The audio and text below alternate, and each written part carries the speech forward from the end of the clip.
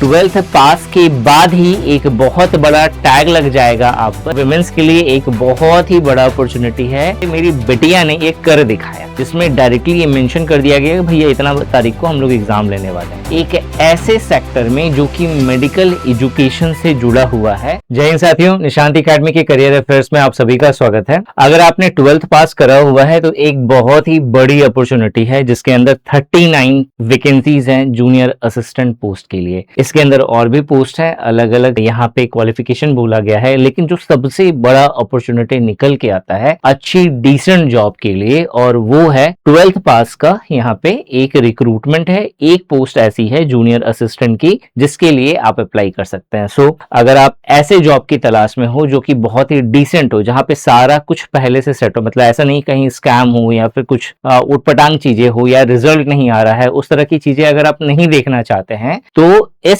Job के लिए जरूर से अप्लाई कर दीजिएगा। इस वीडियो में हम लोग डिटेल में बात करेंगे कि एप्लीकेशन प्रोसेस आप कहां पे पूरा कर सकते हैं, लास्ट डेट कब है, एग्जाम डेट कब है वो भी बता दिया गया है, यहाँ पे कितना टाइम है आपके पास प्रिपरेशन के लिए, सिलेबस क्या है, हर एक चीज मैं आपको इस वीडियो में पूरा डिटेल में बताऊंगा। तो अच्छे से पूरा वीडियो देखना है, चीजों को समझते हुए चलना है। सबसे पहले NBEMS रिक्रूटमेंट 2026 ये जो आया हुआ है, यहाँ पे 5 इंपॉर्टेंट चीज हैं जो आपको समझना जरूरी है। सबसे पहले, अगर आप सेंट्रल गवर्नमेंट जॉब चाहते हैं एक ऐसे सेक्टर में जो कि मेडिकल एजुकेशन से जुड़ा हुआ है और बिना डॉक्टर बने एक अच्छा रेपुटेटेड जो है हॉस्पिटल्स पे अगर आप एम्प्लॉय होना चाहते हैं तो this is one of the best opportunity. दूसरा, लेवल 2 जो जूनियर असिस्टेंट का यहाँ पे पोस्ट है, वहां से लेकर के लेवल 11 डिप्टी डायरेक्टर तक के पोस्ट को यहाँ पे मेंशन करा गया है। मतलब एक ही वैकेंसीज में बहुत सारे पोस्ट हैं जिसके लिए qualification twelfth pass, graduation, programmer, accountants और मेडिकल प्रोफेशनल्स भी यहाँ पे मेंशन करा गया है। तो आप किस क्वालिफिकेशन में फिट बैठ रहे हो उसके अकॉर्डिंग अगर आप डिफरेंट पोस्ट के लिए भी अप्लाई करना चाहते हैं तो भी पॉसिबल है। इसके अलावा जो ट्वेल्थ पास कैंडिडेट्स हैं, ट्वेल्थ पास जो स्टूडेंट है, उसके लिए बहुत बड़ी अपॉर्चुनिटी है यहाँ पे। क्यों? क्योंकि 39 ऐसी पोस्ट हैं जो जूनियर असिस्टेंट की हैं और बहुत ही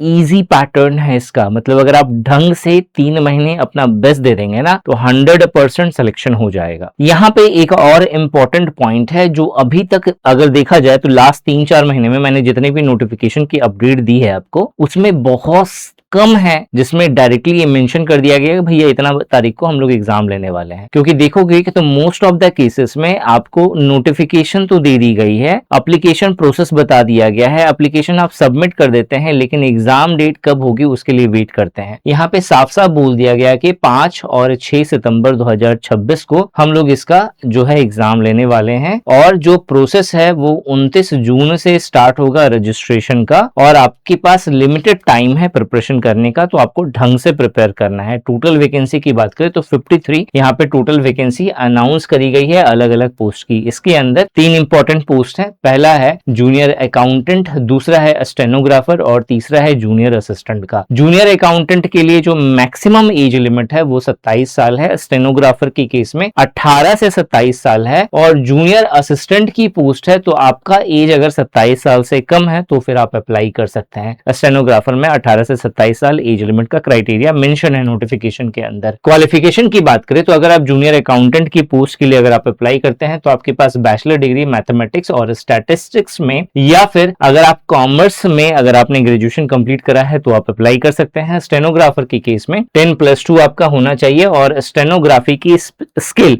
यानी कि शॉर्ट हैंड आपको मालूम होना चाहिए। जूनियर असिस्टेंट की पोस्ट के लिए अगर आप अप्लाई करते हैं तो आपको सिर्फ 12th पास होना चाहिए, और इसके अलावा कंप्यूटर प्रोफिशिएंसी का आपको नॉलेज होना चाहिए। मतलब कंप्यूटर पे काम करना आना चाहिए, और कंप्यूटर में भी क्या, आपको ऑपरेटिंग सिस्टम के बारे में मालूम होना चाहिए, लैन के बारे में मालूम होना चाहिए, ठीक है। इसके अलावा जो विंडोज है उसके बारे में मालूम होना चाहिए, MS ऑफिस के बारे में पता होना चाहिए, ठीक है। वैकेंसी की डिटेल देख लो। जो जूनियर असिस्टेंट है इसकी UR की 20 पोस्ट है और ओवरऑल सबको मिला दोगे तो 39 टोटल पोस्ट है। बाकी का टोटल मिलाकर के 52-53 के आसपास टोटल वैकेंसीज है यहाँ पे, ठीक है। National board of examination in in medical science NBEMS का ये नोटिफिकेशन है, जिसका जो प्रोसेस है वो 29 जून से स्टार्ट होना है। तो अगर आप अप्लाई करना चाहते हैं तो 29 जून से आपको अप्लाई करना होगा। लास्ट डेट 20 जुलाई 2026 है और जो टेंटेटिव रिटन एग्जाम है वो भी यहाँ पे बोल दिया गया है 5 और 6 सितंबर 2026 को होगा। अगर आप अप्लाई करना चाहते हैं तो NETboard.edu.in इस साइट पे जाकर के आप अप्लाई कर सकते हैं। UR या OBC केस में 1500 रुपए प्लस 18% GST आपको यहाँ पे देना पड़ेगा। और अगर आप SC ST PWBD या विमेन कैंडिडेट है तो 1 रुपया भी पे नहीं करना पड़ेगा। ठीक है, तो यहाँ पे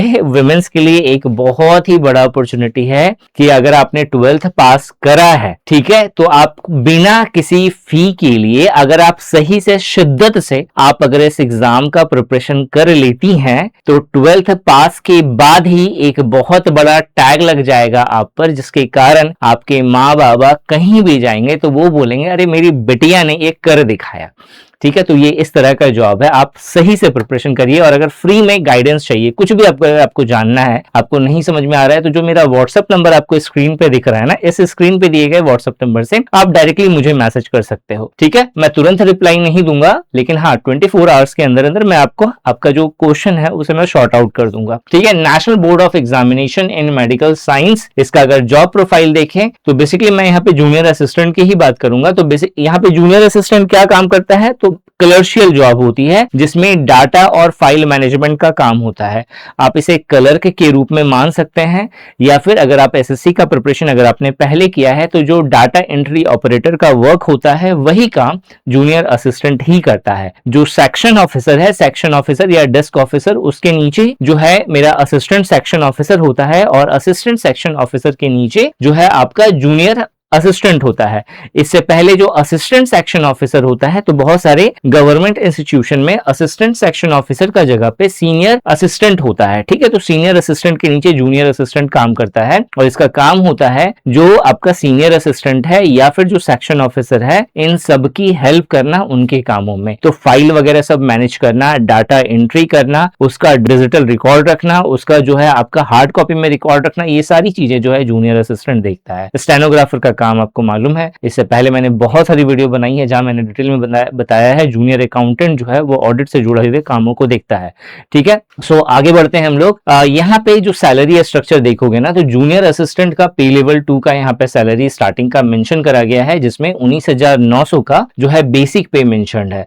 तो इसके अंदर जितने भी अलाउंस वगैरह सबको आप ऐड कर दोगे तो ऑलमोस्ट जो है ओवरऑल अगर देखा जाए तो 40,000 के आसपास ग्रॉस सैलरी आपको निकल के आती है, और इन हैंड आपको 36,000 से लेकर के 36,500 37,000 रुपए जो है आपको स्टार्टिंग में मिलेंगे। तो बड़ी बात है, अच्छी बात है, एक अच्छी जगह पे अगर आपको सेंट्रल गवर्नमेंट जॉब मिल रही है 12th पास पर, और वो भी 40,000 रुपए सैलरी के साथ, तो कुछ भी गलत नहीं है। बस आपको यहाँ पे एक कमिटमेंट होना चाहिए कि मुझे 3 महीने अपने बेस्ट तरीके से प्रिपरेशन करना है, और जो भी सिलेबस मैंने आपको इस वीडियो में बताया है वो आपका अच्छे से कवर होना चाहिए। ठीक है, स्टेनोग्राफर की अगर आप प्रिपरेशन करते हैं तो यहाँ पे आपको लेवल 2 का पेमेंट मिलता है, और 54,210 रुपए आपको यहाँ पे ऑन एन एवरेज सैलरी मिलती है। और जूनियर अकाउंटेंट के केस में 54,210 रुपए पर मंथ आपको अगेन सैलरी मिलती है। यहाँ पे सिलेक्शन प्रोसेस की बात करें तो सिलेक्शन प्रोसेस में सबसे पहले आपका एक कंप्यूटर बेस्ड टेस्ट होगा। अगर आप उसे क्वालिफाई कर लेते हैं तो फिर आपका एक स्किल टेस्ट होगा। ठीक है, और जो फाइनल मेरिट लिस्ट बनेगा वो दोनों के बिहाफ पर बनने वाला है। और यहाँ पे जो क्वेश्चंस का लेवल है वो यहाँ पे मेंशन कर दिया गया है कि जूनियर अकाउंटेंट के केस में ग्रेजुएट लेवल का नॉलेज होना चाहिए, स्टेनोग्राफर के केस में या जूनियर असिस्टेंट के केस में 10+2 का आपका लेवल होना चाहिए।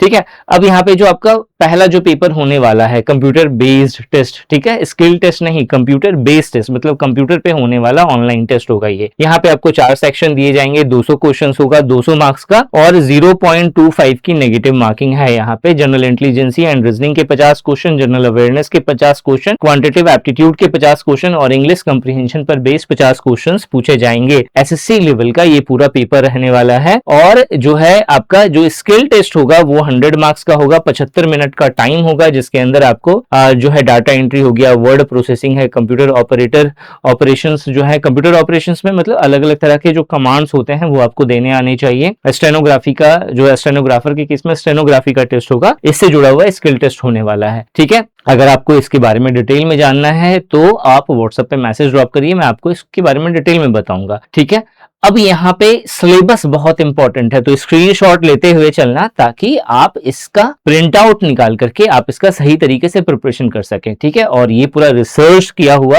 आपको यहाँ पे सिलेबस मिल जाएगा। ऐसे नहीं कि कुछ भी इधर उधर से ला करके जो है आपको यहाँ पे चेप दिया, वो चीज नहीं है। आप क्रॉस चेक भी कर सकते हैं इस चीज को, और अगर आपने क्रॉस चेक करा तो सत्यता को प्रूफ करने के लिए कॉमेंट भी कर दीजिएगा कि सर हाँ सर सिलेबस यही है, ठीक है। बहुत डिटेल में मैंने यहाँ पे बताया हुआ है। कंप्यूटर बेस्ड जो सिलेबस होगा आपका पहला जो पेपर है, ठीक है, जो मेन पेपर है, इसके बाद स्किल टेस्ट होगा। तो जनरल इंटेलिजेंस एंड रीजनिंग के अंदर ये सारे टॉपिक्स हैं जो आपको कवर करने हैं। जनरल अवेयरनेस के अंदर आपको ये सारी चीजें आपको पढ़नी है। इसके अलावा अगर आप देखेंगे क्वांटिटेटिव एप्टीट्यूड के अंदर ये सारा टॉपिक है जो आपको कवर करना है। इंग्लिश के अंदर ये सारा टॉपिक है जो आपको कवर करना है। अगर आप इसका एक डेडिकेटेड कोर्स के साथ प्रिपरेशन करना चाहते हैं तो निशांत ई एकेडमी एप्लीकेशन जो है जरूर से डाउनलोड करिए, जो MSME government of India registered है। और यहाँ पर आपको वीडियो क्लासेस, नोट्स और टेस्ट सीरीज बहुत ही अफोर्डेबल प्राइस पे आपको मिलता है। इसके अलावा आप कोई भी कोर्स परचेज करते हैं तो आपको 1 साल का टेस्ट पास कंप्लीटली फ्री मिलता है, जिसके द्वारा आप इंडिया के किसी भी गवर्नमेंट एग्जाम का प्रिपरेशन कर सकते हैं 1 साल तक। इसके अतिरिक्त अगर आपको कोई भी जानकारी चाहिए तो जो व्हाट्सएप नंबर स्क्रीन पे दिख रहा है आप इस पर डायरेक्टली मुझसे बात कर सकते हो, या फिर कॉल करने के लिए जो नंबर दिख रहा है आप उस पर डायरेक्टली कॉल करके भी जो है इंक्वायरी कर सकते हैं। इस वीडियो में यही था। Thanks for watching this video and wish you good luck for your paper.